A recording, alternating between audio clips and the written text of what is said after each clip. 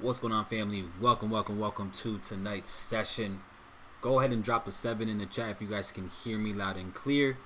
I want to make sure everything is good to go, family, on the stream before we actually do go ahead and get started. So if you guys can hear me loud and clear, drop a 777 in the chat, and we are going to get started in just about 3 more minutes. 3 more minutes, family. We'll get this thing started, but I just want to make sure that you guys can hear me loud and clear and there isn't any issues or hiccups before we even get to the sauce tonight, because I'm excited about today's session, because as usual we're gonna have a phenomenal stream and we're really gonna go ahead and really just break down everything that we've been seeing pretty much occurring, guys, over the past week or so.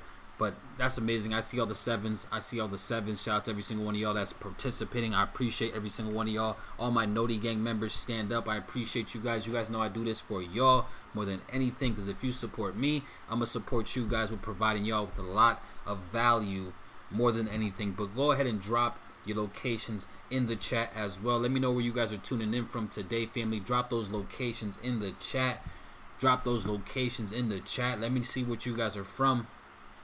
Let me see where you guys are located.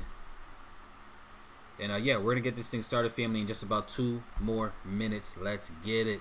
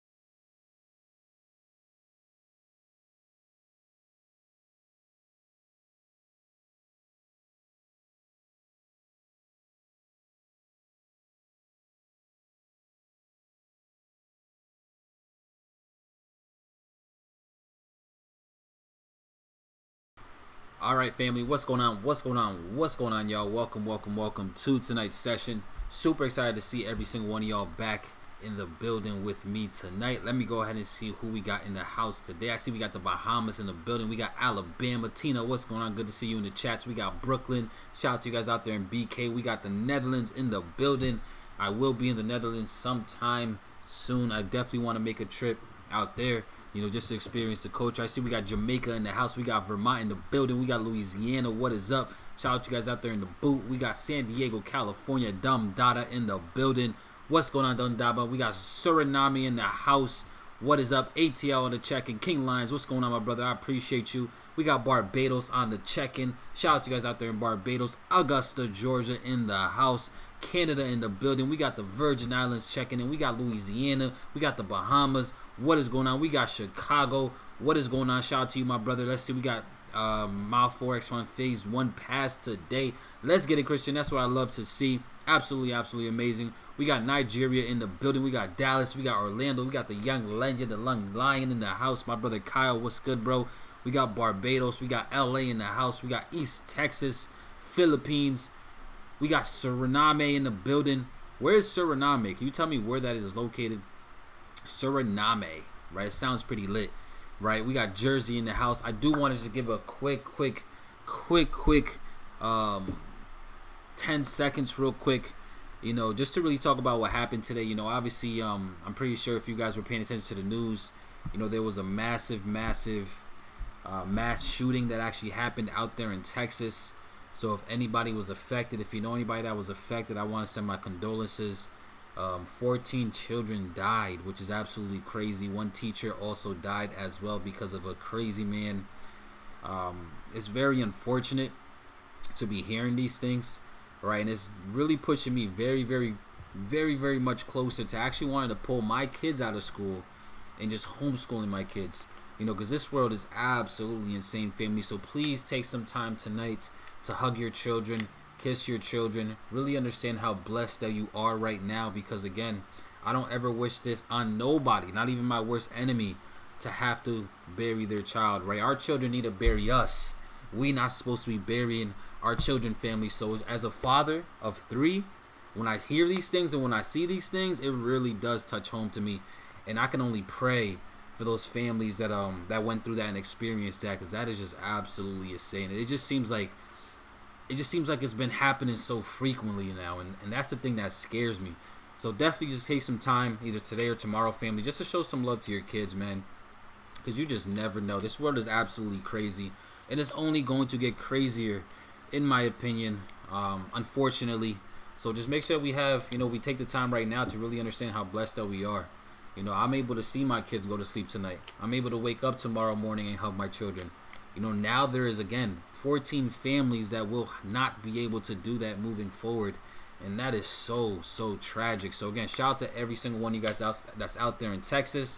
Shout out to anybody that's near that area, because I'm pretty sure it's a very tough time out there.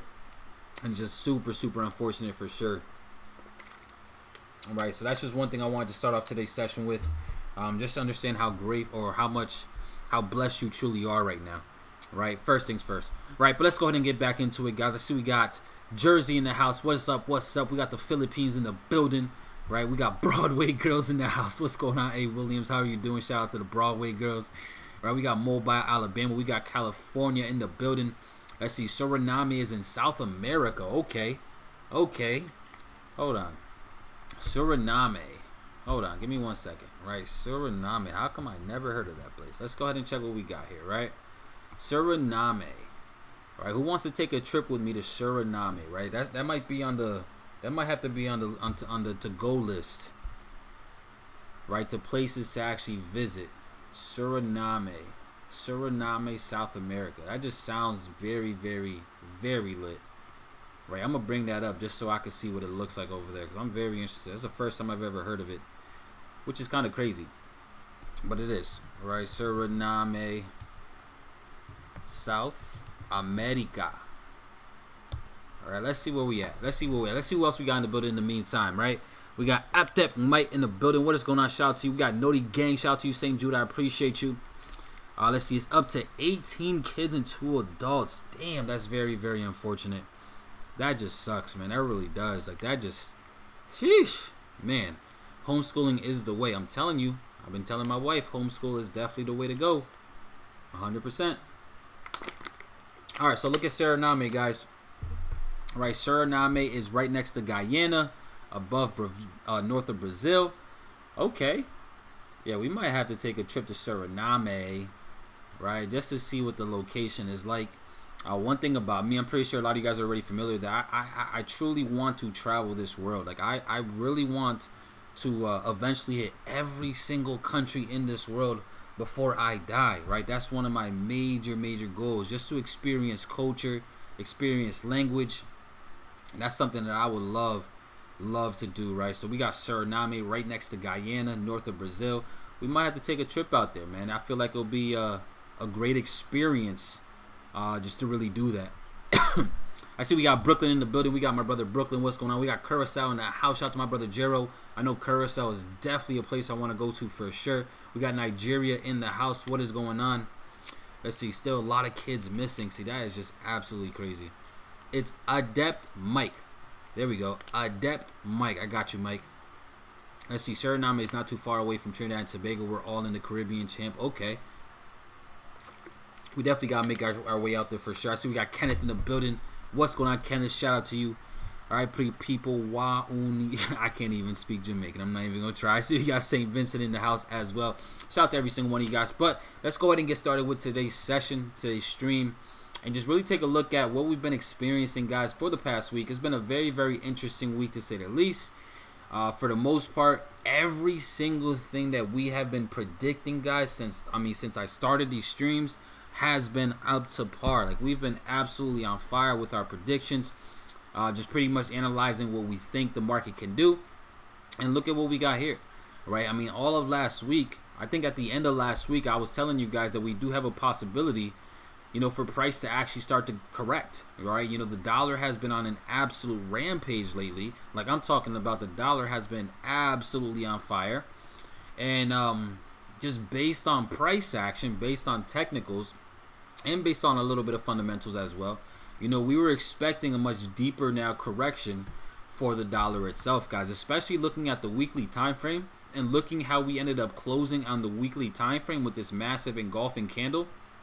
You know, I was expecting a lot more downside to continue, right? It's not even just because of the engulfing candlestick itself, right? Because this is one thing we have to really understand, guys, as soon as possible. Candlestick patterns are only as significant as the levels of structure that are being created off of, okay? So if I were to see an engulfing candlestick but is not being created near a major level of structure, then that engulfing candlestick is an invalid candlestick for me. I mean, technically it's not, it's still an engulfing, but that is not an engulfing that's going to help me dictate direction, right? Anytime I identify candlestick patterns, I always make sure that these candlestick patterns are playing off of a level of structure, a significant key level of structure. So the reason why this one is significant is because look at what happened, right? We have now tapped up into this supply zone, guys, that was created back in 2020, right? So 2 years ago, this supply zone right here was created. Price absolutely tanked off of it. We came all the way back up. We ended up actually having a weekly closure above it, which was pretty cool. But look what happened right after, right? We seen price immediately, the candlestick right after, the week right after, which is last week's, we had a massive sell-off that ended up engulfing it right back below.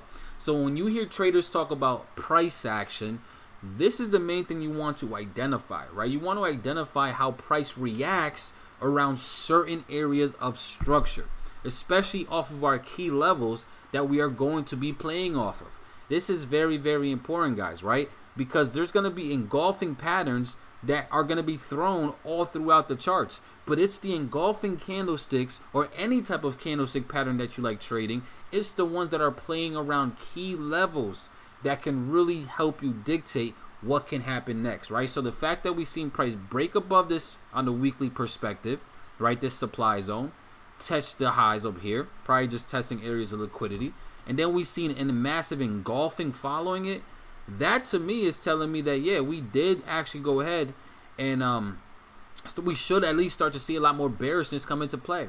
And if you look at this weekly candle as well, guys, we had a lot of momentum with this weekly candle, right? We have no wick at the top here. This weekly candle ended up opening, and from the moment we actually opened, this thing started to absolutely tank. Now, what can we expect moving forward? Well, I think we still have a lot more down. I'm not going to say a lot more downside, guys, but I believe we still have some more downside here, you know, for the dollar itself. Now, I know a lot of people are probably wondering, well, Abel, what is the DXY? What is the dollar index, right? If this is your first time on one of my streams, first things first, I want to welcome you to the stream. I do host these every Tuesday, Wednesday, and Thursday at this time every single week moving forward for the time being. And I encourage you, if you're new, to again make sure to ask questions, make sure to have your notepad ready, you know, so you're able to take notes. Note takers are the money makers. Write that in the chat, family. I want you guys to write that in the chat, because that is very important, because it is a proven fact that everything that you guys learned today, if it's your first time hearing it, you are going to forget it right after this call's over. The only way you're going to be able to remember it, okay, is if you write it down, and then you're able to go ahead and look over your notes later on, guys. So again, note takers are the money makers, right? And it's not just the note takers, it's the note takers are the money makers, but it's really the ones that apply the notes, okay? It is the application of information that can lead you to greater destinations, right? So once you actually do take these notes, make sure to go ahead and apply the notes, okay? Don't just take the notes just to take it. Take the notes to go over it, to study it, but then to apply everything that you're learning, guys, right? Remember my quote that I told you guys last week? It's the application of information that can lead you to greater destinations, right? So that is very important. Note takers are the money makers, but the ones that apply it are the ones that really get to the bag. Okay, so we do have massive more downside. I personally think that we can go ahead and reach, obviously our first level of structure that we have to keep our eye on is going to be around this 100 level, right? This 100 round psychological level here for the dollar. But even after that, I do think, guys, we still have, the potential for price to possibly drop even down to around the 99.5 level as well. Okay, so I believe we're definitely going to come down and test the 100. It's looking around the 100.1 level, right? Actually around the 101, 100 level for the dollar. But I think we can also even see it come down lower to around the 99.5 level as well, right? So what does that mean for us traders, right? Especially if you like trading USD pairs like I do, right? Is that, yeah, we want to just sell the dollar. Now, there's a lot of opinions, guys, on whether, we should be looking at the dollar index and using it as a form of analysis. But for me, it's very important for me, on top of also other things, but it's important for me, guys, because at the end of the day, the dollar is the currency reserve of the world, right? The dollar is the one that holds the most strength, right? Every single, almost 70 to 80% of all transactions in the world occur in USD, right? So when you're able to really analyze the dollar itself, it at least just makes it easier for you guys to understand what's going to happen with the other pairs, right, that are at least correlated with the US dollar. In fact, USD Jpy, guys, gave us an opportunity to look for shorts this week, right, that actually just played out today.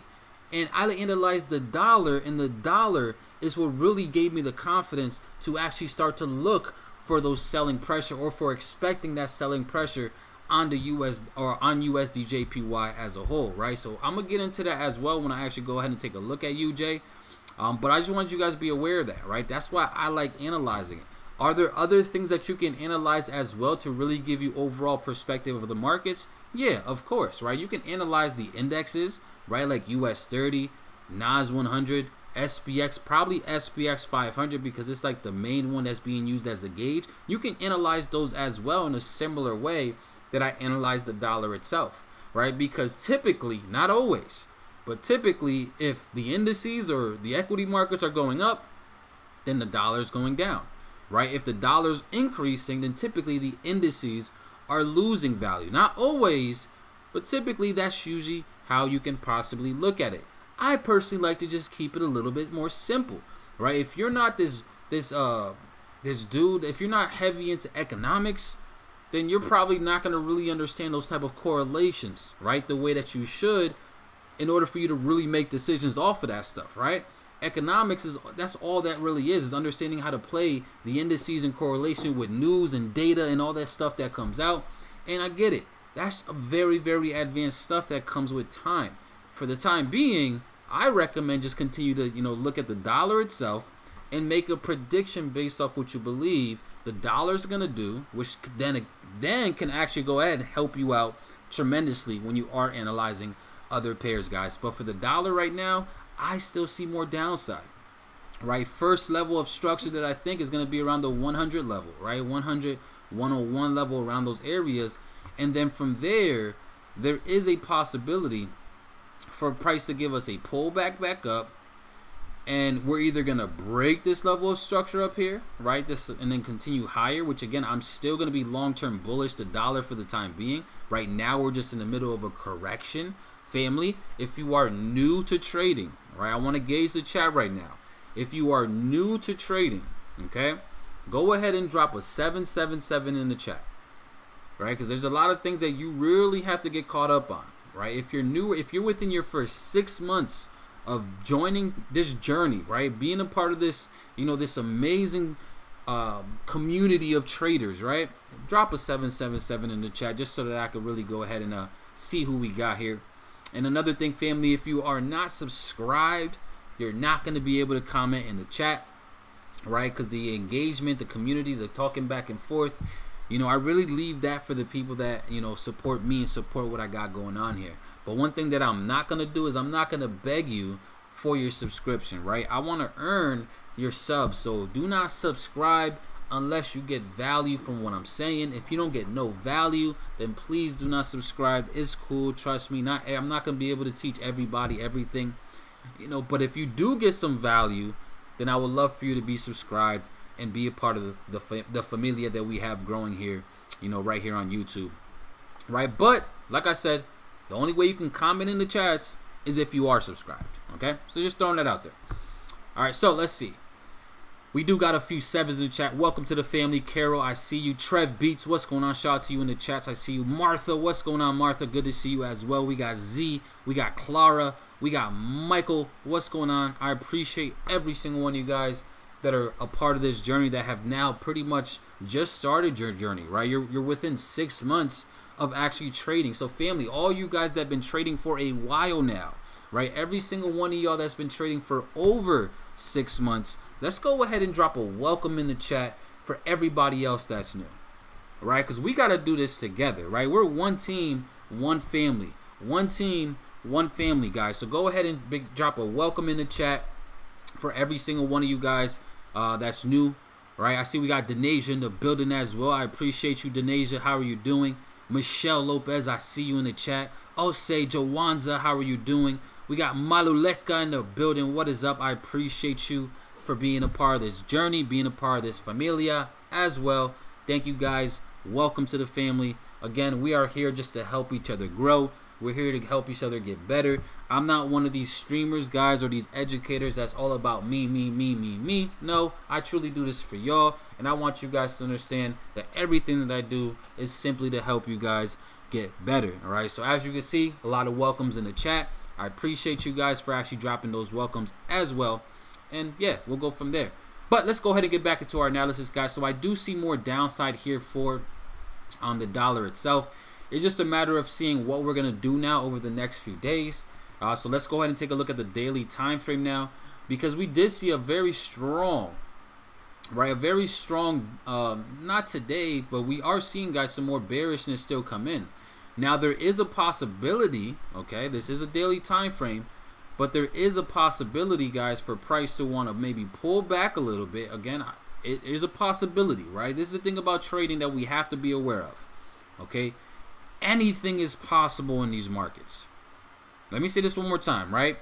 Anything is possible in these markets, okay? A big reason why trading Forex is hard is because there's so much uncertainty in these markets, right? Yes, we can go ahead and create our biases, you know, we can have our predictions, but we're pretty much still trading off of probabilities, right? Whenever we take a setup, whenever we take an opportunity, it's usually because that the probability of that opportunity is very high. But at the end of the day, we still don't ultimately know what's going to happen, right? The market in itself is going to do what it has to do, which is going to react to a lot of data, right? Which is going to be reacting to a lot of sentiment, okay? This is things that we have to be aware of, family, all right? But overall, there is a potential for price to actually pull back before we continue lower, right? Now, I also want to bring up why we also could be seeing this decline right here, right? Not only from a technicals perspective, were we expecting this, but with retail sales, we also had retail sales data that came out last week, right? Retail sales data, guys, was also positive, right? We had a lot of people still spending, even with all this inflationary fears that we're experiencing, right? Even with, you know, lower unemployment, or even with what was it, lower unemployment numbers, right? It's things like that, guys, that can bring some type of optimism in the markets. Okay, I want you guys to write this down, family. When there is optimism in the markets, the stock market, certain riskier assets benefit when there is optimism in the markets. Write that down. This is key. Right? This is key, family.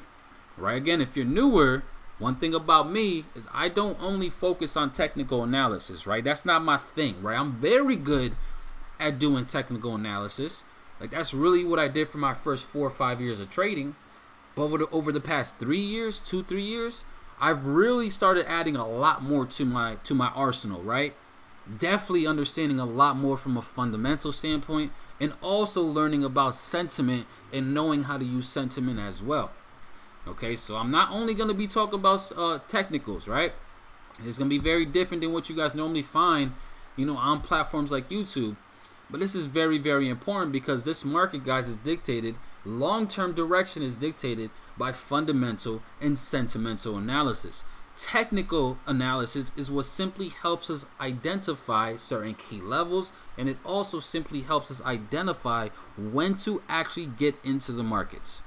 All right, but fundamental and sentimental analysis is what typically dictates long-term directional bias, right? And they're pretty much both utilized together, right? Fundamental analysis is the actual data itself, but sentimental analysis is how investors and how the big players in the market are going to react to that fundamental analysis.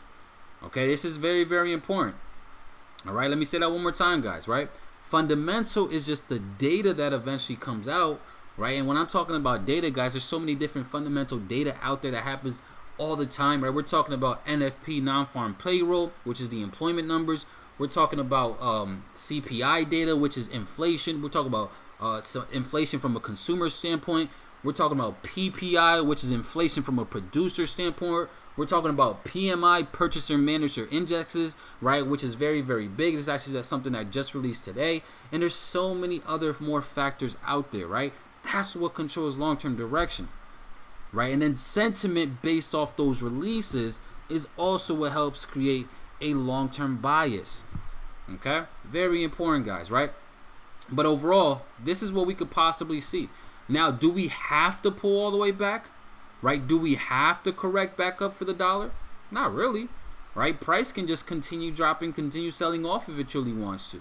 I would not be surprised if we did see price, you know, go ahead and continue to sell off. But what I also am experiencing, or what I'm also thinking, right, is that we might be due just to see a little correction, right? And let's go ahead and go on the lower time frame real quick, right? And I want you guys to really just look at, you know, this level of structure. What if we're able to see price really go ahead, just spike up into this level before we go ahead and continue downwards? It's a possibility, right? And the reason why I'm expecting this to occur, possibly, again, price doesn't have to, right? We do have a minor level of structure right here that we can just go ahead and bounce off and continue selling off from. But I really would just like to see a little bit of a deeper correction come up here, fill this imbalance before we go ahead and see more downside for the dollar. But either way, like I always tell you guys, right, we have to get in the habit of learning how to read what the market is telling us and then get in the habit of just reacting to that information, guys. So if the dollar itself does just come up to this minor level right here at around the 101.9, 101.2 level, and we start seeing more bearishness come into play, then from there we'll just go ahead and ride it out lower from that. Now, this is the thing again. I don't actually trade the index, right? I don't, right? I know some traders that do, but I personally don't. I just utilize this as a gauge to what I think can happen that's going to affect the overall market, right? Because the dollar index, guys, is the big boy, right? It's the grandfather of all currencies, okay? It's the currency reserve of the world. So we can use this as a gauge to help us predict what other currency pairs are going to do, right? In fact, I want to show you guys how USD Jpy was something that I expected to actually sell off even before from a technical standpoint it was even showing, right? So let's go take a look at USD Jpy real quick, right? Because USD Jpy, guys, was another it's a very good pair to look at, right? Just because of I personally just like it. Right, but looking at USD Jpy, right, we were literally playing off of this demand zone right here pretty much all day, right, where we seen price come to this demand zone, bounce off, give us a reaction, retest again, give us another reaction back up to the highs, right? But if we look at this from a technical standpoint, we really don't have, I mean, besides this short-term correction that we're seeing, we really didn't have no real indicators that price was actually going to break this demand zone, right? Because this is that last strong impulsive move that we're pretty much trading in between.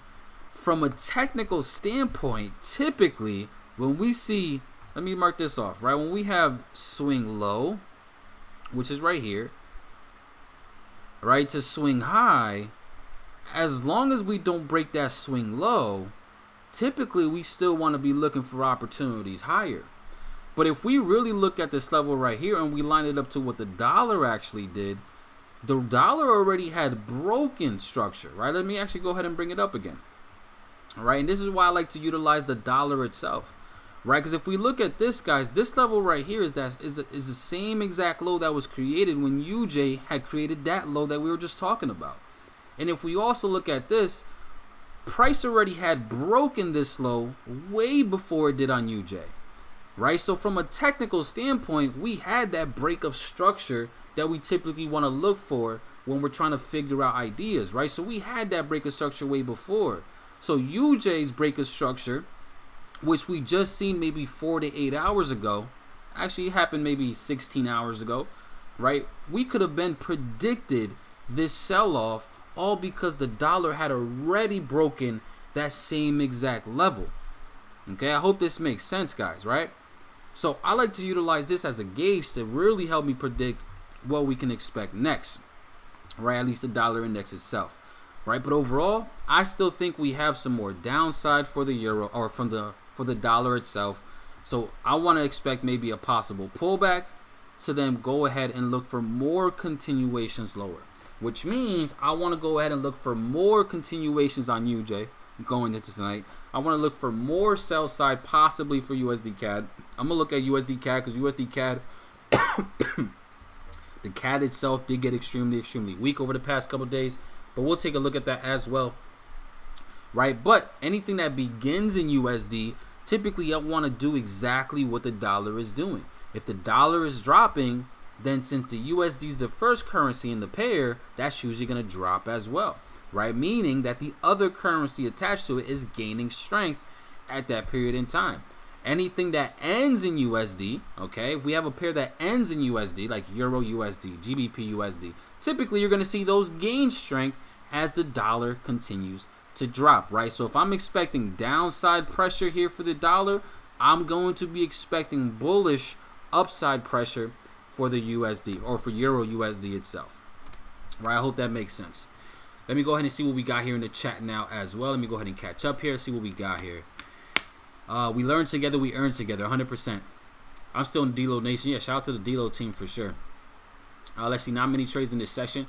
Live trades, I mean, if it shows itself, if there's anything good, we'll definitely go ahead and send it out. But more times, it's more so just giving you opportunities that could possibly trigger during London session, right? I typically give out like opportunities that you want to use like a pending order for. Buy limit, sell limit, you know, things like that. Let's see what else we got here. D-Lo Nation, baby, we are here to support you. I appreciate you, Mr. Rashad. Mr. Rashid, right? Let's see. Abel is the truth. I appreciate that. Let's see what else we got here. Trading for 2 years, lost 50% of capital, starting again with fresh views. Yeah, I mean, Trev, man, that's a part of the process, right? You know, I tell this to everybody too. I went 2-3 years too without seeing no results, right? 2 years without seeing no results myself. You know, so I was at that point as well. It's all about continue to grow, right? It's all about keeping that mindset strong and just developing the habits, right? Because typically, guys, it's usually just the habits that you're lacking, right? And that's one thing that I really learned, you know, earlier on in my career, right? That the thing that separates the professional traders or the profitable ones from the non-profitable is just the habits that they end up developing throughout the course of their journey, right? So it's just got to develop some more habits. Let's see, I made 140 on EURUSD this morning. I bought. Shout out to you, Harry. That's amazing.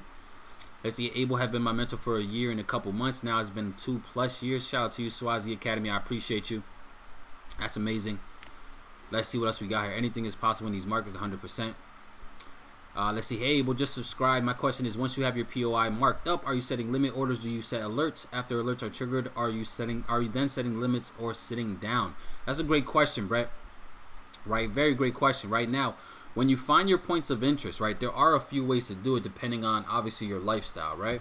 If you don't have that much time to sit in front of the computer to actually monitor price in real time, right, then you're going to have to leverage pending orders, right? You're going to have to set alerts, leverage pending orders, and it's necessarily not a bad thing, right? The thing that I like about pending orders, guys, is that when you utilize a pending order, it gets you in exactly where you're supposed to be getting in, or where you want to get in, okay? Because watching price in real time and doing market execution type trades, you can really get psyched out of the market, or you can get tricked into actually jumping into the markets way before you know you should be, right? So there's really not a downside to really utilizing pending orders. I truly believe there's only more upside, because now you're not going to get enticed by all the noise of the markets, and you can actually get in exactly where you wanted to get in.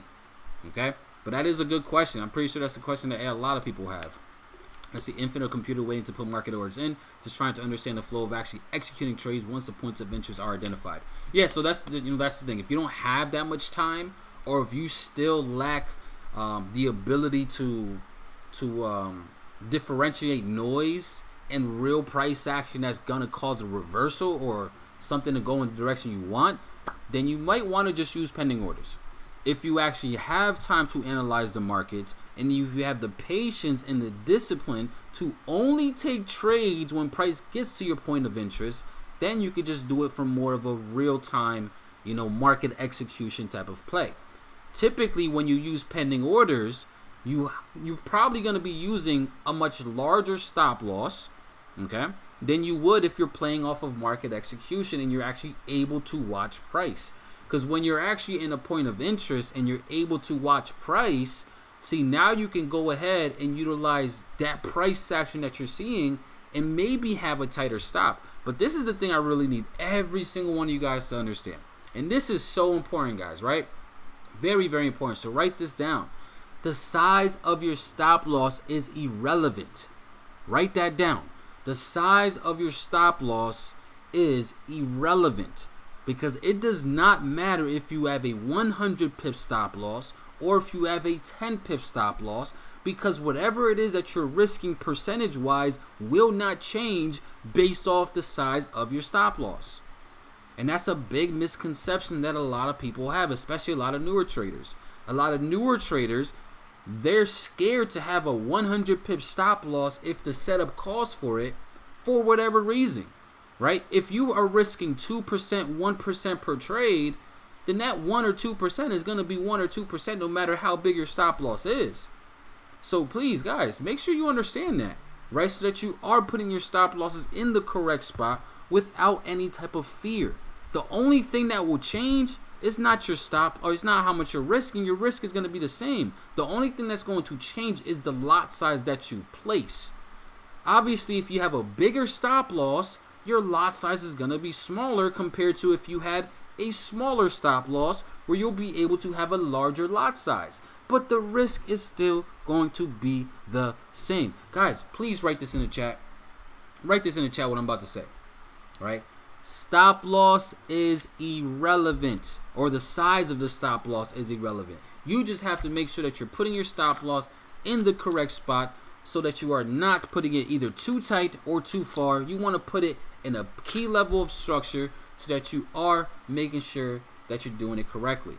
Okay, stop loss, guys, and how much we're risking, that is predetermined before we even place a trade. Right? That's one of those things that we can control in these markets. We can control how much we're risking. Okay? We can control that. The stop loss is going to be different. It's going to be different depending on the setup. I always tell you guys, make sure that we focus on the things that we can control and not worry too much about the things that we can't control. We can focus on exactly how much we're going to be risking, because that's predetermined before every single trade we take. I just had to throw that out there. Let's see. So USDJPY goes opposite of EURUSD. It could for sure, right, because of that dollar correlation, but there are times where it doesn't. Right? There are times where the other currency pair might have something else going on that can go ahead and really dictate other things, right? Let's see. Abel, I risked a scalp on counter trade on GJ today. What are your thoughts? It was successful. I'll take a look at GJ in a second. Right, I'm gonna get into other pairs right now. Right, once I'm done with these questions.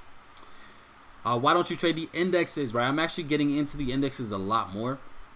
Right, especially since I started leveraging fundamentals a lot more. Right, I truly believe if you're gonna be trading indexes, right? Yes, you can use technicals, but if you really want to be accurate with indexes, guys, like, understand some type of fundamental analysis, right? Because obviously that's what really going to dictate what happens when with these indexes, right? The indexes like US 30, SPX, NAS 100, right? At least the indexes over here in the US, they have been tanking, right? And the reason they've been tanking is because of obviously all these inflationary fears that we're dealing with. right? Also, they're tanking because of the fact that we're raising interest rates. When interest rates go up, it causes a lot of fear in the markets because now everything becomes more expensive. Borrowing becomes more expensive, right? And when things become more expensive, less money is being utilized. And also, people typically, right, especially since we see the indices are dropping, right, a lot of investors do not want to be invested into the equities markets when we see interest rates going up, because they know that that is going to devalue a lot of those assets, right? Whether it's stocks, whether it's, whatever it is that you're trading, right? So that's really big reason why the stock market is getting destroyed, right? Is because they started to raise interest rates. And not just that, but they're also reducing the balance sheet that the Fed has been dealing with. These are all factors, guys, that are going to cause the indices to drop long term. Okay? So that's just that. Let's see what else we got. Drop some likes. I definitely appreciate every single one of you guys as well that do provide some likes on the channel. It definitely helps with this video just to go ahead and get, spread out to a lot more people, right? And that's my goal, family, is to really get to a point where we have thousands of people watching, these streams together, learning together, eating together, benefiting together, right? And the only way that we can do that is if YouTube sees that this video is getting engagement, and likes and comments definitely helps with that out. So anybody that does provide those likes, those comments, I appreciate you tremendously. Let's see what I like about the pending orders, because there is no drawdown. I mean, I have pending orders that have drawdown, right? Drawdown is just one of those things that's a part of the game, right? I do not fear drawdown, right? Let me say that one more time, guys, right? I do not fear drawdown, right? I don't care for drawdown. It is what it is. If I go into a little bit of drawdown, then it is what it is, right? Because my stop loss is in the correct spot, right? So if I'm in a little bit of drawdown, then it's cool. That doesn't faze me, right? I don't sweat about drawdown. Let's see, after listening to you and to others for a few days, I have been able to flip my demo account consistently. We'll be funding a small live account next week. Let's go. Shout out to you. That's amazing. I have a question. If I have NZD/USD and the market keeps shooting up, which pair is strong or which currency is strong? Right? Well, NZD/USD. In fact, I want to ask the chat this question, right? Because one thing about me, I love to make sure that you guys are being challenged as well. All right, so the question that was asked by Bossman, right? I appreciate you, Bossman. That's actually a good question, right?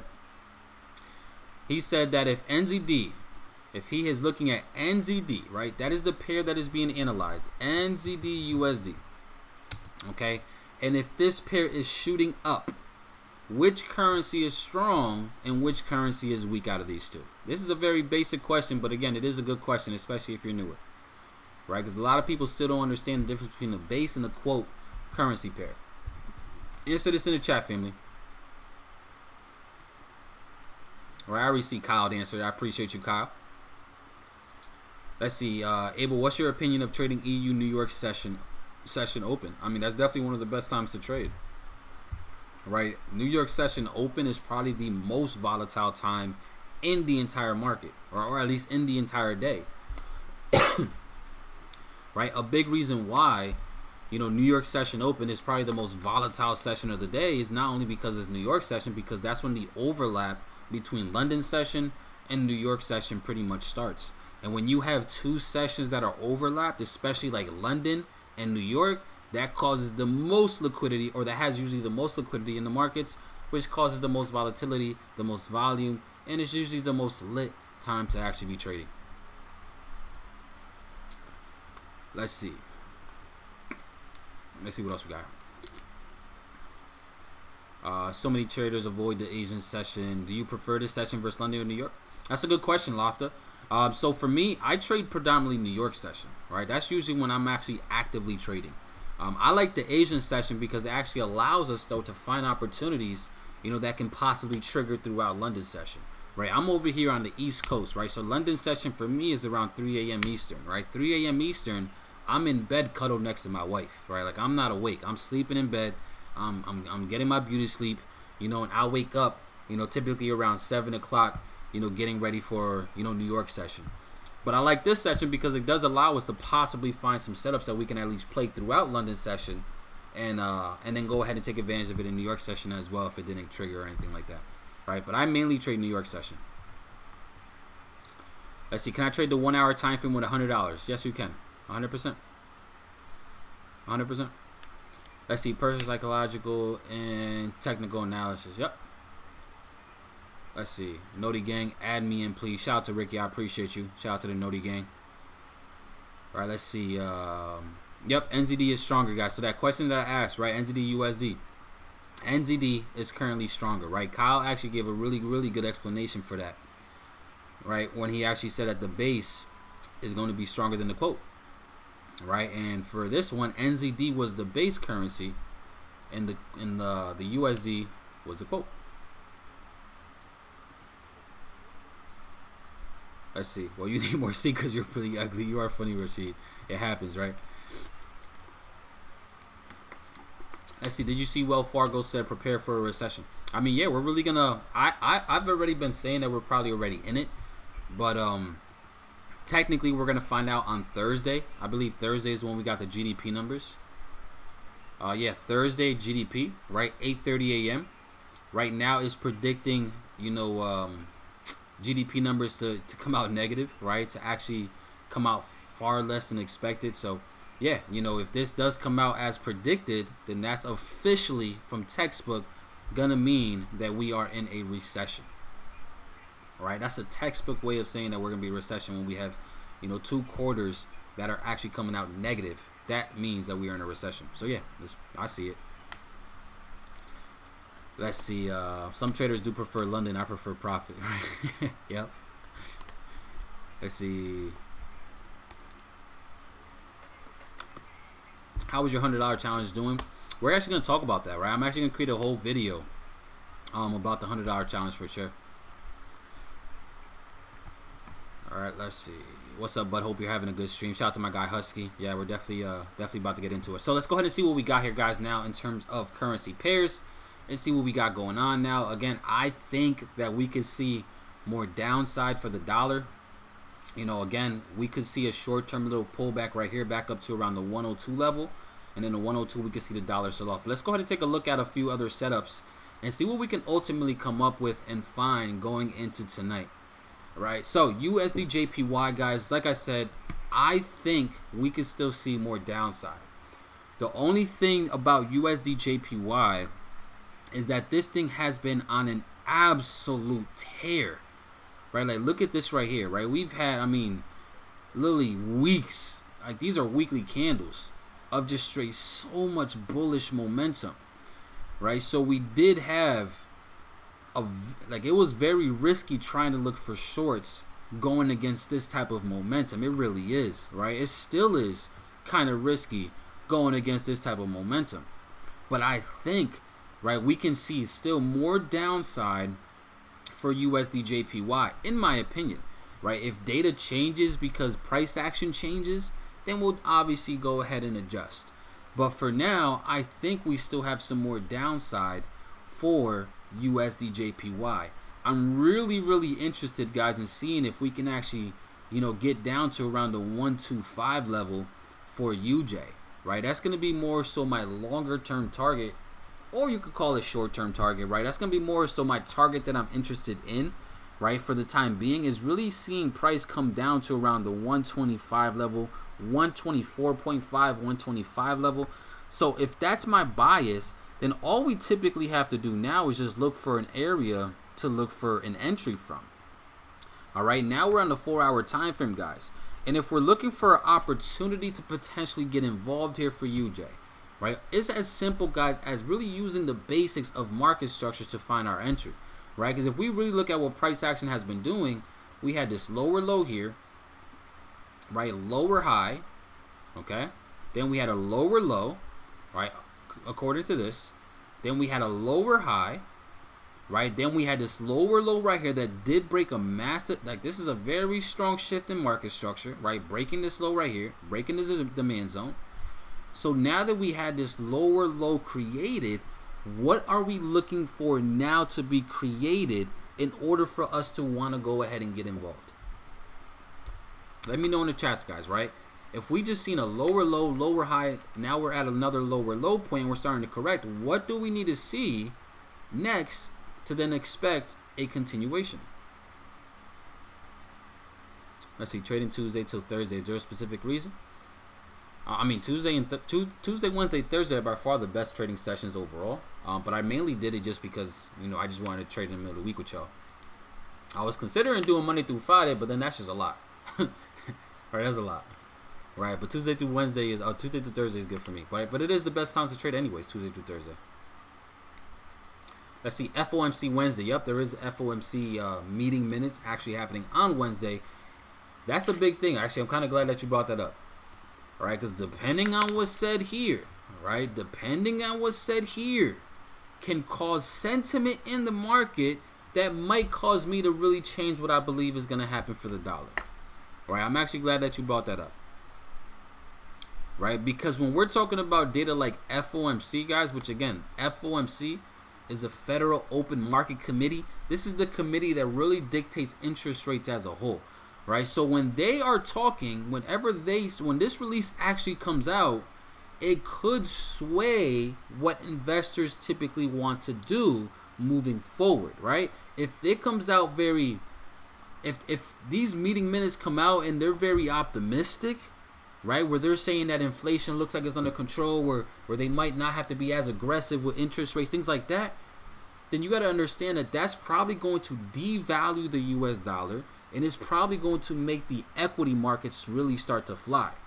But if they're very pessimistic and they're saying that they still have to be very aggressive, which again, they already said this a few weeks ago, right? That they're going to do whatever it takes to get inflation under control, even if they have to raise interest rates by 50 basis points every single meeting moving forward. That's what they said a few weeks ago, right? So if they reiterate that, then I'm expecting still a lot more bullishness for the dollar, which could have us really have to change our bias real quick to start looking for more bias for the dollar. And obviously that will cause the stock market to really continue dropping, right? The indice market to really continue dropping. So this is definitely going to be very interesting to see what happens, right? These type of news releases right here, guys, is what I'm talking about by sentiment, right? Because these create sentiment in the markets, which, you know, again, that's another form of analysis, right? That could really cause these markets to shift. So it's definitely something we're going to be paying attention to as well. But that is something that I'm actually glad that you brought up. Let's see what else we got here. What are the best pairs to trade in those sessions, right? I think you're saying in this session, right? So in this session, we're talking about it's the Asian session, right? What pair is the best? I mean, what currency pairs are the best to trade in Asian session, right? It's really Asian session and Sydney session that we have going on right now. Sydney session, Asian session, those are pretty much two sessions right now, right? But the two sessions that we have right now, guys, like sometimes we got to just really understand common sense with this one, right? Asian session, Sydney session, which means those central banks are currently open. The central banks are what usually cause them, it's what provides the most liquidity in these markets, right? So if you did want to trade this specific session, then you want to focus on currency pairs that have the Japanese yen or the Australian dollar or the New Zealand dollar in them. And I believe the Swiss franc too, right? Because those are the pairs that are actually going to have volume behind them because their banks are open. That's when their central banks are currently open, right? So Asian session, Japanese yen. Sydney session is also open right now. So we also have to look at the Australian dollar and New Zealand dollar and the Swiss franc as well. Let's see, do you have a video on identifying key levels? I believe I do have a video on my YouTube channel, but I will be making that, you know, another video on that as well, right, as the days come on. Let's see. Let's see what else we got here. Right, so let's go ahead and break down UJ even more though. Right, so what I'm looking for, guys, and this is an actual opportunity that we could possibly take advantage of, right? What I want to see for UJ, okay, I want to see if we're able to come up to around this 127 point, I would say 0.4 level, right? 127.3, right? Around 127.3, guys, we might have an opportunity to really go ahead and go short here for USD JPY, right? A setup that I will be looking at for UJ, right, might be something like this going into tonight, right? A very simple trade like this is a 2-to-1 risk to reward. That is not bad, right? 2-to-1 risk to reward is not bad, because if we're risking, say, 2%, right, then we're going for around 4%. When it comes to me, again, this is just me, I do not take no trades unless it's giving me at least a 2-to-1 risk to reward. Okay? That is just me, right? I am not going to I'm not going to take no trades unless it's giving out at least a 2-to-1. Right? So yeah, we need to see now. We need to see where price is going to create this higher low. All right, that was the question that I asked. We're looking for a higher low. If we're able to see price come up to these levels and create a higher low back to previous levels of structure, then we could have the opportunity to go ahead and really take advantage of the sell side for USD Jpy. All right, now again, I'm really looking at this level right here because it is a previous level of massive structure. And I truly believe that since we acted as support here, support here, support here numerous times, price now broke it, we have the ability to come back up to the 50 period moving average and levels of structure, and it can act as resistance, and then we go ahead and we see price continue. Right? This is a major level of structure here, right? This is a key level of structure, a point of interest that we can now utilize to take advantage of. All right, so for UJ, this 127.300, 127.400 level, very, very attractive for sure. Right now, if price does something else, like if price were to say go higher and break our structure point, then I might really be possibly changing my bias and expecting more upside. Okay, especially if we see a break of structure, because this is our swing high right here right now, right? Our swing high and our swing low. This is very, let me actually talk about ranges, right, and how to really play ranges, because this is very important as well. Right, we have our swing high. Let me see, let me actually go ahead and bring my highlighter. Right, we have our swing high of the market right here. You can't barely even see that. Let's go black.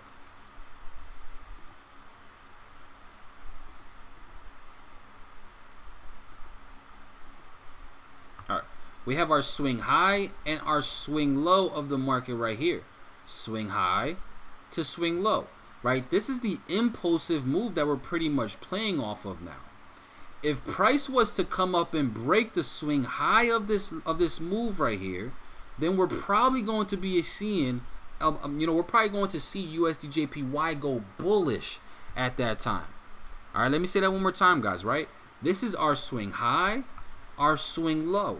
We're expecting a continuation because that's what we've been seeing. We also just broke. This is a very, very significant level of structure here. But if we break above it and we break the swing high of this structure point, then we're most likely going to experience a lot more upside for UJ. All right, but overall, for the time being, we're going to stick with structure. We're going to stick with the trend because the trend is your friend until the very end of it. Right, and we want to see more continuations to the downside. So even if you wanted to play a little bit more safer, you can even have your stop loss above this swing high if you wanted to. That's possible, right? You can have your stop loss up there. I'm personally going to have it above here. And the reason why I'm having it above here, and it's going to be around a 40 pip stop, which is not a big deal because, again, it doesn't matter this side as a stop loss. I'm really going to put it up there is because I'm looking at where this momentum really started to pick up. Right, I see this little candlestick right here, this big bearish candlestick that really pushed us back to the support level or the demand area, and this wick right here. I see that this is probably where the momentum really started to pick up right here, right? Because then we dropped down, and then we seen price really go ahead and shift much lower. Okay, so this is an area that I'm really gonna be keeping my eyes on tonight. I mean, price is coming up into it right now, right? So we'll really be able to see how price reacts off of this level, guys, literally right now. Like right now, right? So again, be aware of this. If price breaks it and breaks the high ultimately, then from that point, I'm going to be changing my bias. Okay? So that's pretty much where I'm at for USD Jpy. Let's see what else we got here. Let's see what else we got. Let me catch up with the comments.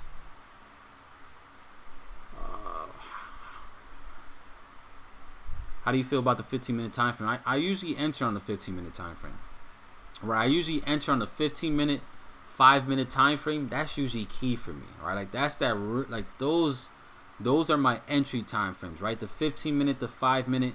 You know, just because I'm able to really read price action a lot more around those levels. Right, especially if I start to implement, you know, what the boy Skaggs was teaching. Right, if y'all was not on Skaggs live stream, you know, I highly recommend you guys to start watching them on Sundays. You know, but he was actually talking about volume and low impulse, like low momentumous volume pushes. Right, like look at this push right here. Right, this looks like a very strong candle, but look at the volume behind this push. Right, there's not that much volume behind this push whatsoever. Right, so I mean, this in itself is really just lining up with what I believe is going to happen from a, you know, what I would like to see price do.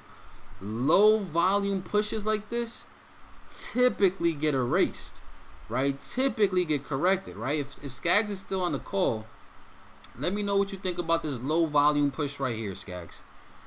Right, because again, this is stuff that again I'm still learning a lot more. Right, with volume, right? I'm still learning how to incorporate it and use it as another confluence and all that good stuff. But like low volume pushes like this typically are like that's no strength. There's no strength behind this move. So that's just lining up even more with what I believe I was saying, where we can eventually see price possibly go ahead and shift. Especially if this candle ends up closing like this with low volume, then yeah, right? We could definitely see some more downside for USD Jpy. In my opinion, right? And if I'm wrong, it is what it is, right? One thing about me, I don't care about being wrong, right? I know I'm risking a certain amount that I'm comfortable losing, so I don't care, all right? Because then I'll just use that loss as, you know, data points to help me out moving forward. All right, let's see what else we got here. That's a point of invalidation. Yeah, Garen, exactly. All right, exactly. You on yourself and a subscriber and a like. I appreciate that one, love. Let's see. I'm looking at a bearish flag on UJ. Yeah, I mean, it definitely, if you're looking at it from it, yeah. Yeah, for sure. Right, but that's USD Jpy, guys. We'll come back to this. Like I said, just keep your eyes on it. Right, and see how we continue to play off of this level. Right, it is Asian session. We are trading an Asian pair, Japanese yen. You know, so we could see a lot more volatility really start to pick up. But I really do like the potential for this to sell off there. Right, I'm risking 2%. All right, I'm going to be risking 2% on this. In fact, let me make sure that I actually set it, because that's one thing I be doing. I get in the habit of talking to y'all, and I be missing out on mad trades my damn self. All right, so let's see what we got here.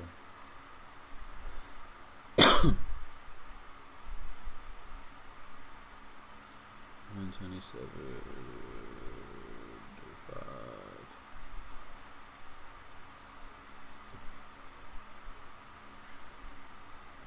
Alright.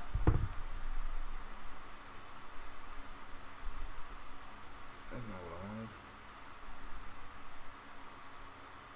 Alright, perfect. Alright, let's go and take a look at another pair, guys. Euro USD. Let's see what we got here with the euro. Right, let's see what we got here for the euro and see what we got going on here. Is there any other tips to find intensity on volume of pushes other than using the paid indicator? Asking for a friend. This indicator is actually free. Right, this is probably one of the most basic indicators that, that you can actually have access to. Right, so all you gotta do is go right to indicators and just type in volume. Right, it's literally a free indicator that I think almost every single platform, even MetaTrader 4, has volume. Right, it's like one of the most basic indicators in the entire world. All right, 100%. Right, but yeah, other tips. But again, I'm still learning a lot more about volume as well. All right, so let's go ahead and see what we got here now, guys, for the euro. All right, euro USD, very interesting. Like I said, the dollar itself, euro does the exact opposite of the dollar, because the dollar itself, guys, is predominantly made up of the euro. Right, like that bucket of currencies that the dollar is being traded on when we're talking about the index, right, is literally just that. Now she's talking about the pay one. Yeah, then you're gonna have to teach her that one. Right, but the euro does the exact opposite of what the dollar is doing. right? So if I'm expecting still more downside for the dollar, then I mean I have to be expecting more bullishness here for the euro, right? But let's go ahead and look at some key levels now that we could potentially play off of, because the euro itself, guys, is it's very close to a key level in itself.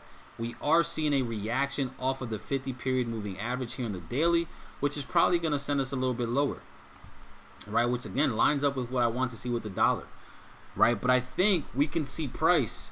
I would love to see price come all the way back down to around the 1.06 level for the euro, right? If we're able to see price come all the way back down to around 1.06, probably around 1.06100, then that's really where I'm going to be tempted to start looking for some more buying opportunities for the euro itself. Right now, again, very similar to what I said though about reading price action, guys, right? I'm going to be looking at certain key levels and seeing how price reacts from them. And depending on how we react to it, again, I might change my bias. But for the time being, I would love to see if we're able to, get a push back down below structure, back down to around the 1.06100 level. And then from there, I would love to see another continuation higher for the euro. Right now, let's go ahead and go up to a much bigger time frame, just to see if we're able to identify where we can realistically, push up into, right? Because right now, I mean, we are retesting, guys, very, very significant levels of structure, right? Really coming soon, right? So anywhere up above, like we really could see price come up to possibly around the 1.08 level before we really start to see major rejections here for the euro itself, right? So that's pretty much where we want to go ahead and see, in my opinion, where I would like to see the euro head up into, right? Head up into around the 1.08 level here, right? So if we are able to see a correction for the euro, then I will be tempted to actually go ahead and buy. Now, a retest back all the way down to 1.06, it is a little bit ways away, right? Now, again, it is possible, depending on, obviously a lot of different factors, it is possible for it to go down there. But there is always a possibility for price to say, you know what, we're actually just going to go ahead and bounce off this 1.069, 1.068 level and just continue making these higher highs and these higher lows, right? Because if we look at this thing from the smaller time frame, the 1 hour time frame, all we've been doing now is creating these higher highs, higher low sequences, right? Higher highs, higher lows, higher highs, higher lows, and now we're just up here creating a higher high, and now we're just in the process of looking for that next higher low, right? So there is a possibility for price to react off of here. Am I interested in one that's right off of here? If I'm being honest, I'm not really sure, right? If I would want to take this, right, this buy opportunity from right off of these levels, I would more so be interested in buying again off of down here around the 1.06100 level. And the reason for it, I just don't like this level right here. Right, I think that this level right here could really easily be broken. But again, I'm gonna be patient, right? If price comes off to here and we actually start to see bullish reactions off of it, right, like a bullish shift of structure on the smaller time frame, then you could go ahead and take that. Like what I mean, I'm gonna go to the smaller time frame right now so you guys can see what I mean, right? So like on the 1 hour time or on the 5 minute time frame, I mean, right? If we come down here on the 5 minute or the 15 minute time frame, and out of that level of structure, which is right here, right, from this level of structure, this point of interest that I created, if we actually come down to these lower time frames and see a shift of structure or a shift of momentum, then that could be a reason to go ahead and jump in. Right now, what I mean by this, let me go ahead and try to break down what I mean right by this, because this is very important, right? Is if you guys see that this right now price is creating a smaller level of structure right here, okay? So if we're able to see price on this smaller time frame, say spike down below this level, but then immediately shift back above it, and it breaks structure, right, then that could be a reason to go ahead and jump in and get involved. Okay, remember what I'm saying here, guys, right? If we see price, we created this little structure level right here, this little area of accumulation on this 5 minute time frame. If we see a spike below this level that immediately breaks back above and breaks this structure point, then that is the time to want to get in, right? Because we leverage that type of price action to help us identify that shift in momentum. Because right now, all we're seeing is price really go ahead and shift lower. But if we spike below, with low volume and then we immediately erase it, a retest can go ahead and lead for more continuations higher. Okay, so that's what I'm talking about by when you find your points of interest. That is one thing that you can actually do, right? When you are identifying that point of interest and you're trying to figure out if it's time to jump in, you do just that. Now you have to have patience to do that though. Literally, right? You have to have patience and allow the market to tell you what you want to do, especially if you're newer to trading, right? That's the best thing. If you have more experience, then yeah, you'll be able to probably catch, moves off of the break, right? Because you're anticipating, low volume pushes and things like that, right? But if you're newer and you're still trying to figure it out, then wait for that shift in structure on the smaller time frame. Okay, I hope that makes sense. Let's see, been on the drawdown since yesterday, waiting for the pullback, and it looks like it will happen U.S. session. It's possible. Let's see. The Reserve Bank of New Zealand hawkish 50 basis points. Don't forget, guys. Yep, that is actually happening. Is that tomorrow? Right, we do have that major news release as well for New Zealand. That is actually tomorrow night. And the official cash rate vote as well for anybody trading in New Zealand. Yep. Let's see. Please throw more light about binary options, right? So binary options, I mean, there's a lot of pros and cons to it, right? Because binary options, in my opinion, is very easily manipulated, right? Just because in order for you to win in binary options, right, or in order for you to win or lose, is literally all by just like micro pips, right? Like literally pipettes, right? You can win or lose, and it's very easily manipulated because it's all time-based trading, right? Now, the thing about that I personally don't like about binary options, especially for everybody using unregulated binary option brokers, is that you don't have no sense of risk to reward. So your accuracy, your win rate has to be through the roof.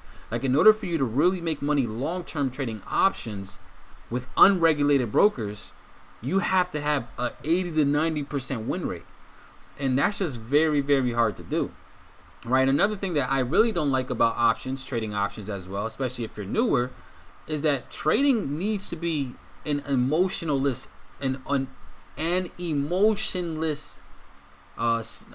activity, right? Trading needs to be an emotionless activity. With options, it is so hard to trade without emotions, because we're talking about winning by a pipette or two, right? And I know for a fact, how many of you guys have traded options before, right? Let me know in the chat, right? How many of you guys have traded options? How many of you guys had that thrill of trading options, right? Because trading options is not for the weak, right? Because if you're jumping up and down because you just won a trade or because you just cleared, then you're not going to be here long term, right? Because you're going to be trading off your emotions more than anything, right? Trading options, guys, is very, very difficult because your emotions are literally going through so much, especially when we're talking about the timer is ticking down 10 seconds, 9 seconds, 8 seconds, right? 7 seconds left before you clear. And your price is playing out right at your entry point. Your emotions are going through the roof. Like, your emotions are going through the roof, right? Like, how many of you guys have taken an options trade? And this is also probably correlates to regular Forex too, right? Like, how many of you guys have taken a trade and now throughout the course of that trade, you're over here pacing throughout your house? How many of you guys paced, right? Were pacing throughout your house during the course of a trade? I know I'm not the only one that used to do that, all right? It still happens with regular Forex trades as well, right? But definitely with options trades. When you're trading options, right, you're pacing around the house.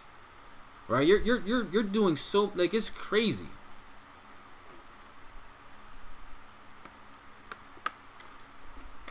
Right, it's tough. Options is tough. I'm being honest with you guys. The benefit that we have, right, with trading regular Forex, traditional Forex, is that we have risk to reward on our side.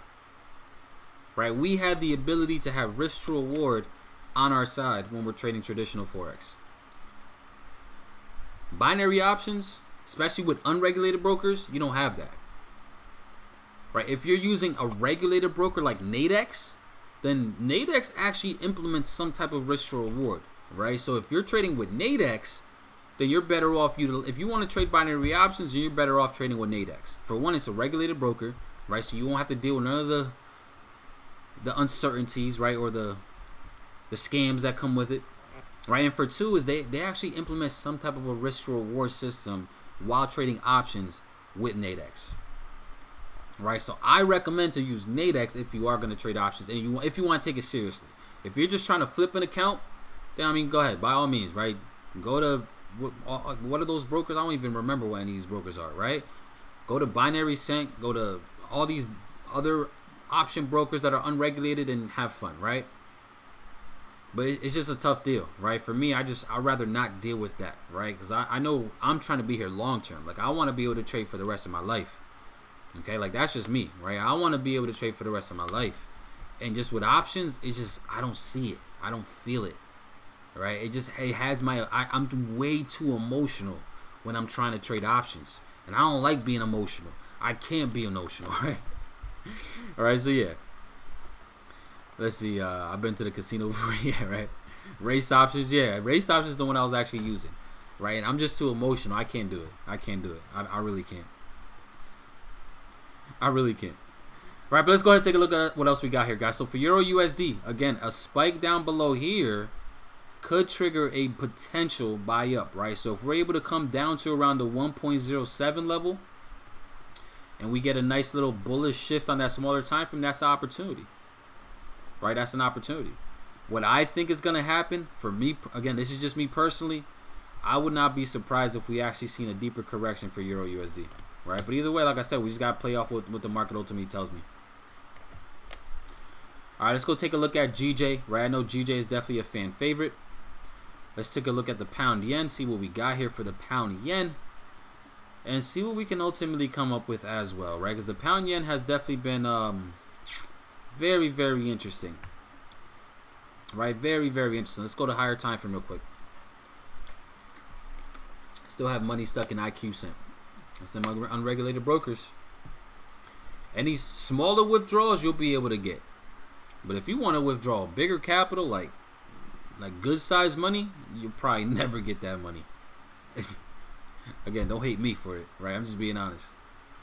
All right, so let's take a look at GJ, guys, because GJ's at a very, very, very interesting level.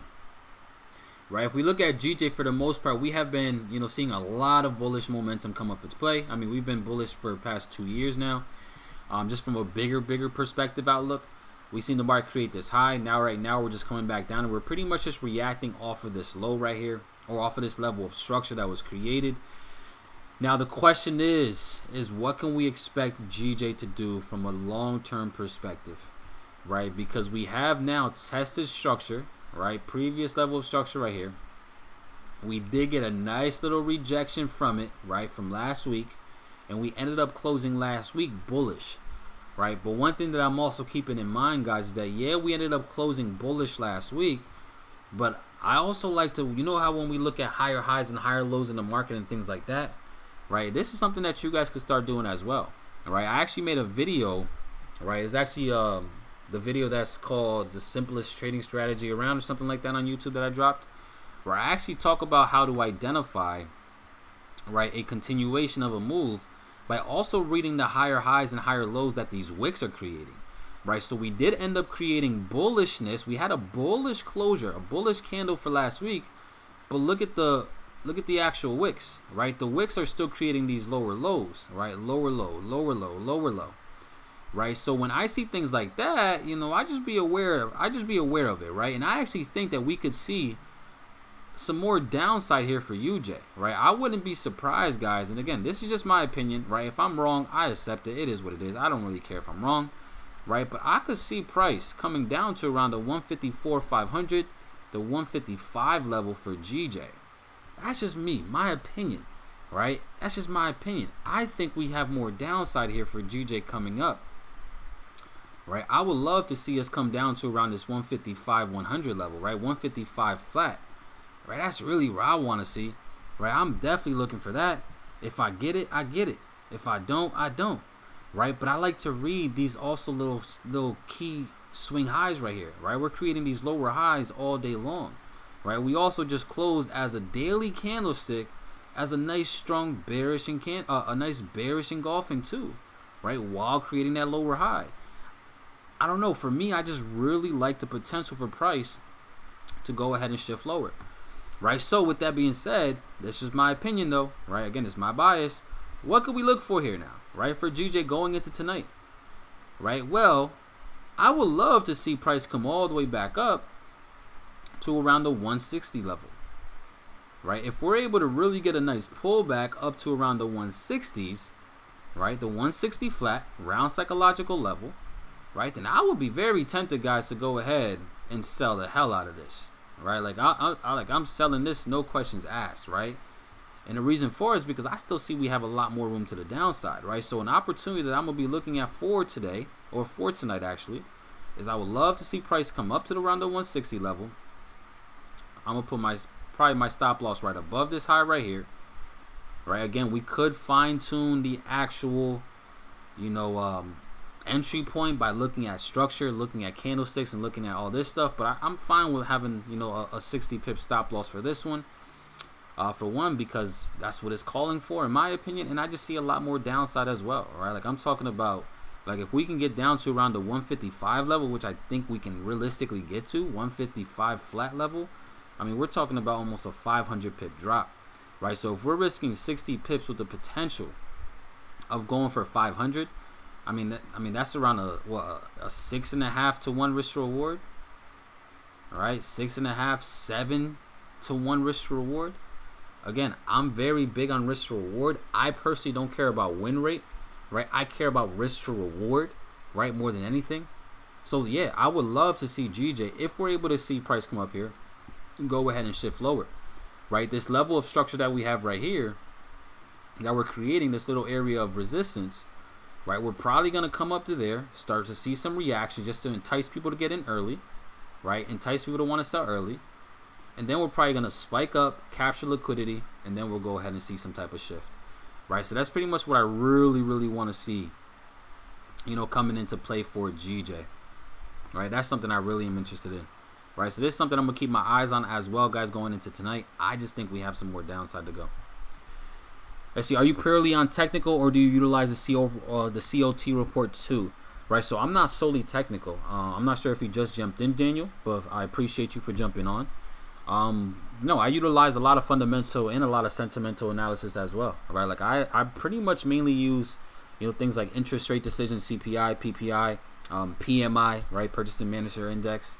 Right, I also utilize things like the unemployment rate, NFP, non-farm payroll. I utilize all of that, right, to really help me, create a decision in the market. As for the COT report, I haven't really looked at the COT report too much, right? I really haven't. Right now, for those of you guys that don't know what the COT report is, it pretty much just tells you what institutions, pretty much what they want to do overall, right? What the big players want to do, but I can utilize all these other data releases, all the other news releases, right, to pretty much come up with a very similar bias on what the COT report is going to do, right? So I pretty much don't utilize it too much. Let's see, do you use footprint, money flow charts? I have looked into it, but I did not get into it. All right, I personally have not. All right, but that's definitely something that that I definitely considered really studying on, right? Using the money flow charts. That's next level of trading, like next level type of trading for sure. And I probably eventually will get into that, right? And again, even with the COT reports, right? I probably eventually will get into the COT reports as well, as it go, as my day as a trader go on. But for now, I haven't really got into that stuff yet. Right, but GJ looks good. If we're able to see price pop up to here, I'm taking that all day. Right, but let's take a look at NZD USD, guys, right? Especially since we have news coming out tomorrow, right? We do have, again, the official cash rate vote, right? Interest rate decision here, right? That actually came out. Today, right? So news actually came out today, right? But we have the press conference that's going on right now, right? Going on right now for the New Zealand dollar, right? And this is exactly why we're seeing a lot of momentum, right? On the video that I created for you guys at the beginning of the week, right? I actually told you guys that I'm expecting more bullishness to come in for the New Zealand dollar, Okay, I hope you guys remember the video, right? If you guys have not watched my video, highly recommend you guys to go check that out, right? Every single Sunday, guys, I'm doing a weekly outlook, just pretty much going over pairs that I'm interested in looking at for the week. And I believe, I think, I could be wrong, but I believe I spoke about USD on it because we did have, you know, the monetary policy statement, the rate statement, the cash flow decision that was actually getting released. And I did tell you guys that I'm expecting more bullishness. Right now, why, if interest rates are going up, would the actual currency go up? Right? I know we spoke about this a lot on this channel, family, especially if you've been on my streams. Right? Why would the currency increase the way that it did if they raised rates? Right? Because they actually raised interest rates an hour ago, 50 basis points. Okay? Remember what I said. Right? We spoke about this. I mean, every single stream I've been doing with you guys, we've been speaking about how to or what to expect the currency to do, right? Based off, obviously, raising of interest rates, which is what pretty much everywhere is doing. Why do you guys think? Again, they raised it 50 basis points. Let's see. I see you utilizing the volume indicator. Skag explained it very well the other day, and I paid attention to him. Applied it to my strategy and makes it taste better. Oh yeah, 100%. Boy, Skag's a beast. Let's see, 6 figures and more. Here we come. It's happening for sure. Right, but the question that I have here, guys, is why would this increase with interest rates going up? Right. Remember what I talked to you guys about interest rates, right, and the correlation between the currency and the economy or the equity markets itself. Right, because when interest rates go up, typically the currency gains value as well. Right, because when interest rates go up, that means it's now more expensive to actually borrow money. Right, and not just that, but with interest rates going up, you can also have foreign investors invest into that economy and start stocking up as well. Right, so now with everything being more expensive and interest rates going up to cause the economy to slow down in growth, right? That's a way to really control inflation. Right? They raise interest rates to try to control inflation because they want to see less spending occurring. Right? When less spending starts to occur because now everything is going to cost more, that means people are sitting on cash more or sitting on that fiat currency more, which means less is now going to be in circulation. So the demand for it is going to cause the price to go up. Yeah, exactly. Because the interest on loans benefits their economy. Yep. To slow down the spending. Yep. There we go.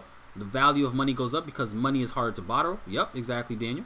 It makes everything more expensive. Yep. Slows down the spending. Lower supply. More demand. Higher value. There you go, Kyle. Shout out to you. All right. I was attempting the best way to say it, but you got it. Yeah. Exactly, guys. So again, this is a big misconception that a lot of people have, right? Especially when it comes to like data, when it comes to news, right? When investors are making decisions on what they want to do with their money, right? Typically, it's very simple. What they're either going to be sitting on cash because they're fearful of what's happening in the world. They're uncertain about the markets. So when there's a lot of uncertainty because of certain things, quote unquote, inflation, they sit on cash. When people sit on cash and there's less spending going on, right, the demand increases, which causes the value to increase. Okay? But now, also, on the flip side, when there's optimism in the markets, when there's less fear, right? When people are actually excited and there's less fear in the markets, we now go from a risk-off sentiment to a risk-on sentiment. And when there's risk-on sentiment, people and investors are more willing to actually invest in riskier assets, which is the stock market, equities, indices, right? Things like that. Those are considered riskier assets. So if people are now going from fiat currency into a riskier asset, right, that means now the value of that currency is going to decrease. Right, so this is something that we should have expected, right? We could have predicted this. Right? Actually, we did predict it. Right? I actually wanted to see a deeper correction. I'm going to be honest, right? Like when I actually did the analysis, I wanted to see price actually, I mean, if I'm being honest, when I did the analysis, price wasn't even all the way up here, right? Like when we did the analysis, guys, for NZD USD, right? Like I was calling it out, I think somewhere around down here, right? Where I really wanted to see price actually start to, you know, go higher, right? I wanted to see price really go ahead and spike lower before we went higher, and it never would have gave me an entry anyways. But with this data, with this news release, right, with the potential dollar decreasing the way that we're now seeing, right, this could really cause NZD USD, guys, to really go ahead and continue correcting higher, right? But let's not lose sight of the bigger picture, right? Because daddy dollar will eventually come back into play, right? Daddy dollar will eventually come back, right? So yeah, we're probably going to see a lot of bullishness for right now for the New Zealand dollar. But I believe we're eventually going to get to a point where this thing does decide to obviously go ahead and go back into this downtrend we've been in, right? Because overall, the New Zealand, guys, is just a riskier asset, right? Because of all the inflation that we're experiencing, this momentum is not going to last long. It could last this week, right? Don't get me wrong. It could last this week, right? But the New Zealand dollar being a commodity currency, it's not going to continue going higher because we're still dealing with inflation, right? Inflation is what's really the big thing that's really dictating a lot right now, right? And we have to be aware of that, right? So I would not be surprised if we see a price come up to around the 0.656 level and then possibly give us a correction back lower. Or another level that I'm very, very interested in is going to be around this 0.67 level. Right, I really, really like this 0.67 level. If we have enough momentum to get up to 0.67, then I'm very, very interested in selling the hell out of this. Right, so those are my areas for NZD USD. 0.655, 0.67. One of those areas are going to get hit, and one of those areas is going to send this pair collapsing back down, just because, again, the New Zealand is a riskier asset to hold during times of chaos and fear, and I don't think it's going to last too long. All right, so that's where we're at with that. All right, let's go and take a look at gold. All right, I know gold is a fan favorite as well. Right, and shout out to every single one of you guys that are still on the call with me, right? Still in the live with me. I appreciate every single one of y'all. Y'all are amazing, especially everybody overseas, right? That's over there east of us right now, over there in Europe, Africa, right? Wherever you guys are, I appreciate y'all, because you guys are soldiers, right? I mean, I want you guys in the chat family, right? Everybody.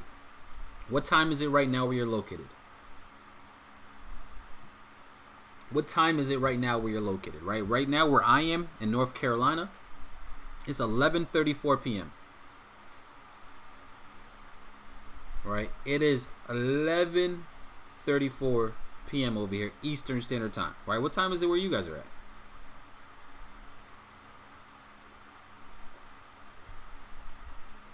See, we got a lot of East Coasters on the call. What's going on? Shout out to everybody on the East Coast. I appreciate y'all.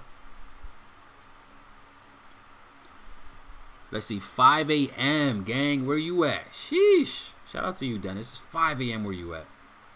BTC mommy, 8:34. You must be over there on the West Coast, right? 10:30. Okay, you Central Time.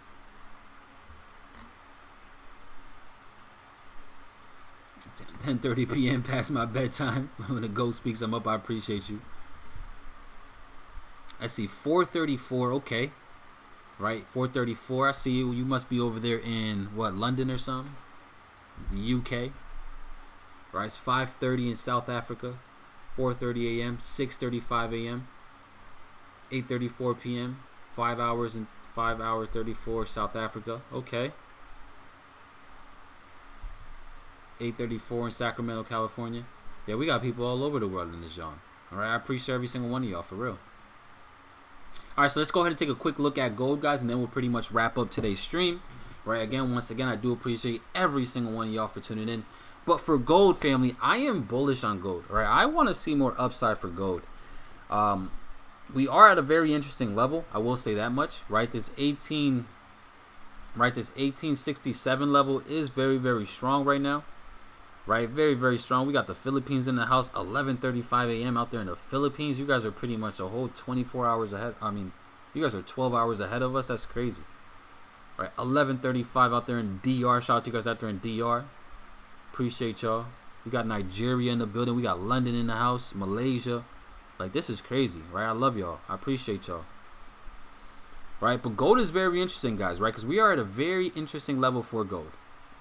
Right, this 1876 level, is that 1867 level is a very strong level. Right, let me actually go ahead and clear this chart real quick. And I want to show you guys these levels, right? Because we're at some very interesting levels right now, right? That could really cause price to do either or, right? It could send price higher, we can break and go higher, or it could really send price much lower as well.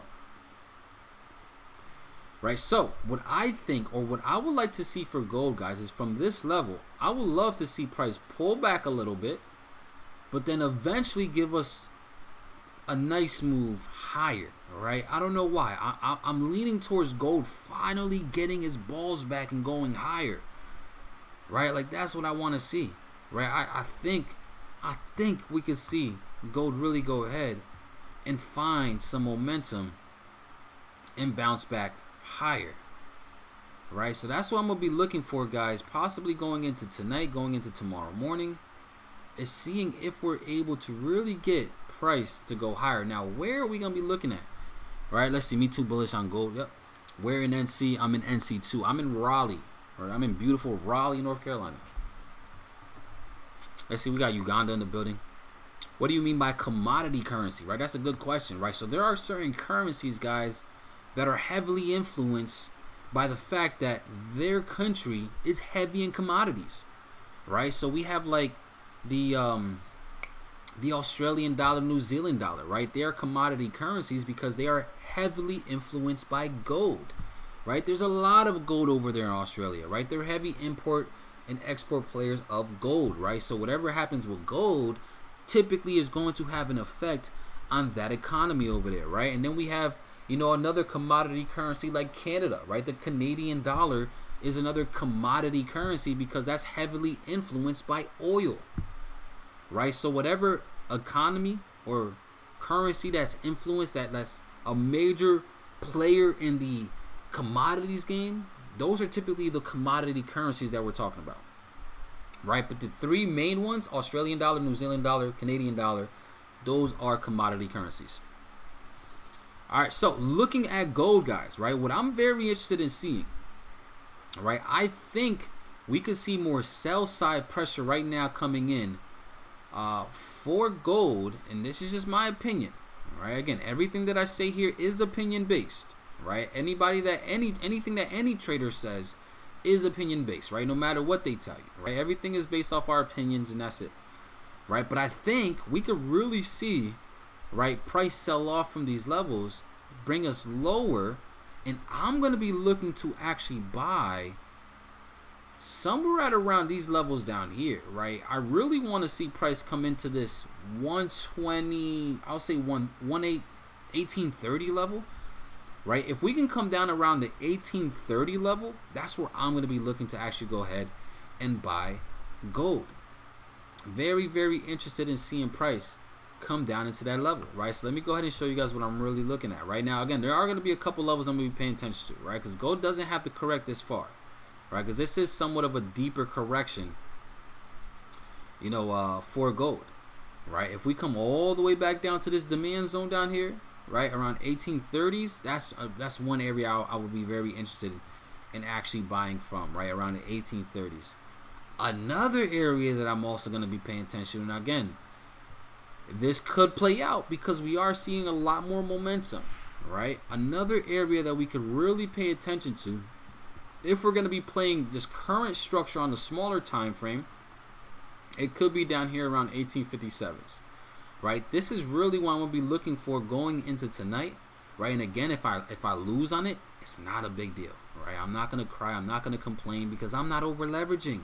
I know how to manage my risk. I know how to manage my trades. I know how to manage my account. So if I lose, I don't care, right? But I'm really interested in seeing price come down to around this 1857 level. And then from there, seeing if we do have the ability to go ahead and come back all the way up to these highs.